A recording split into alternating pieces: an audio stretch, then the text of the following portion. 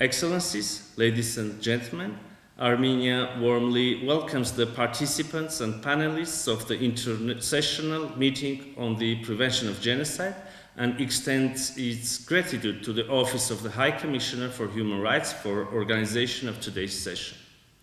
On December 9, we will mark the 75th anniversary of the adoption of the Convention on the Prevention and Punishment of the Crime of Genocide. Today, 153 UN member states are bound by the universal obligation of punishing and preventing the crime of crimes. Indeed, the Convention is a powerful crime suspension multilateral treaty, but not only.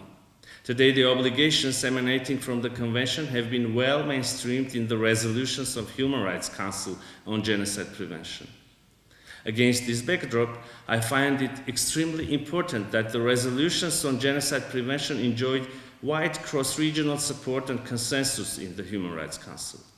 It reflects a larger international consensus on absolute imperative to prevent genocides through protection of individual and collective human rights of ethnic, religious, racial, and national groups. In this regard, the Human Rights Council is well placed to be at the forefront of genocide prevention. We hope that the synergies and the cooperation between the Office of the Special Advisor of the Secretary General on the Prevention of Genocide, treaty bodies, and special procedure mandate holders will be further strengthened and institutionalized. I take this opportunity to highlight the extensive work carried out by Special Advisor Alice Nderito. Excellencies, I have no doubt that the deliberations at this meeting will once again demonstrate the relevance of mass atrocity prevention in today's world. The world we live today is a dangerous place for many ethnic and religious groups, and the intent to destroy them on a certain territory has been manifested worldwide, particularly now when the international security arrangements and human rights mechanisms are in continuous decline. The very idea of eliminating right holders as the medium of resolving conflicts has never been so appealing for perpetrators of crimes as it is today. The conflict situations provide ample environment for perpetrators who, under the guise of another party to the conflict, claim from the international community a treatment equal to one that should be extended to the victims. Disparity of force has always been a constant feature of genocide. And by saying force, I did not exclusively refer to military advantage of perpetrators, but their ability to use new technologies in disinformation and misinformation in order to dehumanize victims, prepare grounds for deadly actions with their subsequent justification. 1 year ago, the 4th Global Forum Against the Crime of Genocide, organized in Yerevan, considered the role of new technologies in genocide prevention both from positive and negative angles.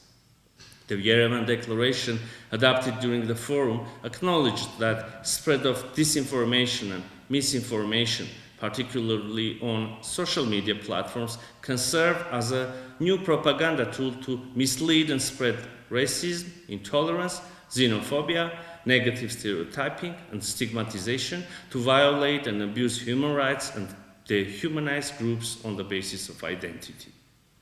Dear friends, the perpetration of mass atrocities, including genocides, continues to take a considerable time in all its phases.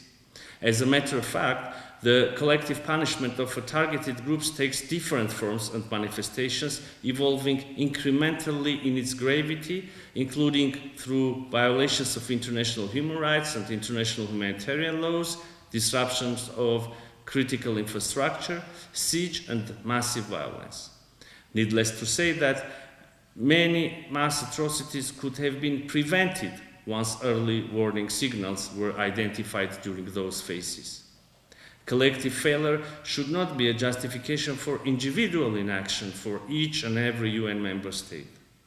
Another important dimension of international responsibility is an international protection of victims, including those forcibly displaced.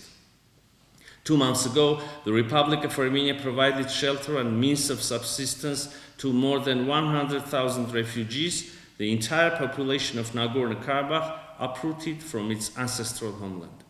Support of international community is essential in providing international protection for these victims of ethnic cleansing. Excellencies, decades ago, when Armenia assumed responsibility in mainstreaming human rights into genocide prevention, we were driven by our moral duty towards past. Today, we see that it is not merely about the past. Rather, our joint efforts are aimed at present and future of humanity free of hatred, racism, xenophobia, and intolerance leading to mass atrocity crimes. Despite all setbacks of international human rights and security system, we will continue to actively engage in Human Rights Council and other multilateral platforms for further elaboration of tools and mechanisms for prevention of genocides and other mass atrocities. I thank again the OHCHR and High Commissioner Volker Turk for organization of the meeting and wish every success to panelists and participants. Thank you.